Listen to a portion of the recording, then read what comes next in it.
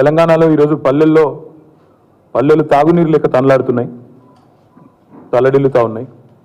పట్టణాలు గొంతెండి అలమటించే పరిస్థితి వచ్చింది. రాష్ట్రం మొత్తం ఈరోజు దూపతో దాహంతో కొట్లాడుకునే పరిస్థితి ఈరోజు వచ్చిన మాట వాస్తవం. మీరు ఒక నిమిషం చూసినట్టయితే రాష్ట్ర వ్యాప్తంగా ఒక దగ్గర కాదు, ఇవాళ ట్యాంకర్లు మళ్ళొక్కసారి ప్రతి పట్టణంలో దర్శనమిస్తూ ఉన్నాయి.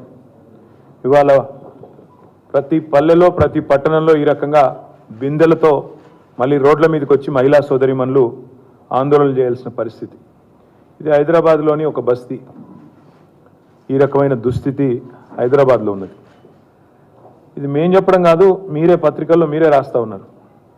సికింద్రాబాద్ కంటోన్మెంట్లో ట్యాంకర్ల చుట్టూ మళ్ళా నీటి కోసం ముష్టి యుద్ధాలు చేయాల్సిన దుస్థితి దాపురించిన పరిస్థితి. ట్యాంకర్ కోసం ఇవాళ జలమండలి చుట్టూ కార్యాలయం చుట్టూ తిరగడమే కాకుండా మరి పెద్ద ఎత్తున పోరాటాలు చేయాల్సిన పరిస్థితి. దీనికి ఎన్నో ఉదాహరణలు, ఒకటి కాదు రెండు కాదు. ఇది ఈనాడు అనే పత్రిక రాసిన వార్త. సన్నని దార సాలని సరఫరా, అంటే వస్తే కూడా నీళ్లు సరిగా రావట్లేదు, ప్రెషర్ లేదు అని మీరే రాసిన వార్త. ఇది కూడా ఈనాడు రాసిన వార్త. గుక్కేడు నీటి కోసం 40 అడుగుల లోతున సాహసం. ఇది ఈనాడు రాసిన వార్త. మిషన్ భగీరథలో కీలకమైన దిగువ మానేరులో